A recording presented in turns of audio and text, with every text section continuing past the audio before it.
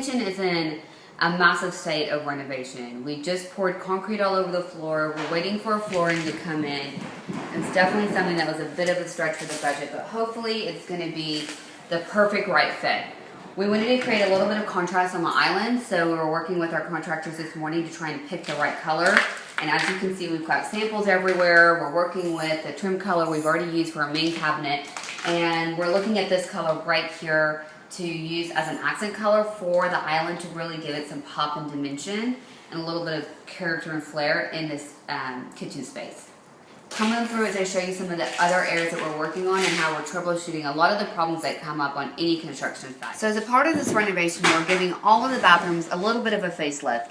The house is built in about 1950, so it has a lot of vintage touches into it, which are really great, and a lot of which we're keeping, but some of it just needed a little bit of updating. So as you can see here, we're working on this bathroom renovation, and we're just troubleshooting a lot of the problems that can come up as we're renovating. We want to make sure all the floors are level and add in a couple of features such as a little insert for a shower.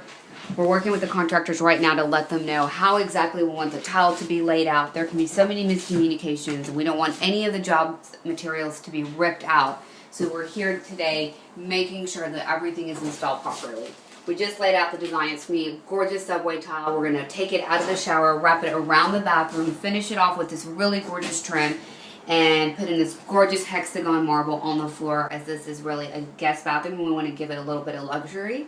It's one of my favorite design tips to do is to use a less expensive shower material or shower material on the shower walls, and then go for a little bit of pop on the floors, or maybe with a little bit of decorative inserts to give you that luxurious designer look in your spaces. To the next space. So this bathroom is going to be used by two little boys, and I want to design something that they can really grow into and can be used really frankly by anyone to really help maintain the resale value of this home. So I'm working with this really beautiful hexagon tile. I love tiles that have a little bit of a shape in them, and here we are checking out the installation of our tile. It's looking so beautiful. We've got the subway tile here on the shower. That's it. Insert for the shower cutout. We've got a wainscoting, and they're putting our beautiful hexagon down with the little colored dot. I love it. It's going to be so gorgeous. We're tying it into this beautiful designer wallpaper, and then a really beautiful backsplash tile. So come along with me outside and I'll show you what we're working with. We have a huge mess outside.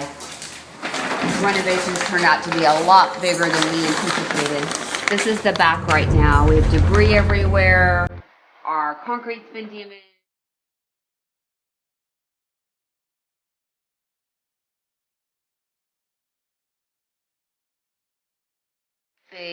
Big add-on to our project that we're going to have to figure out. Of course, when I'm working on any projects, I love to use antique materials, reclaimed materials, vintage finds, one-of-a-kind finds.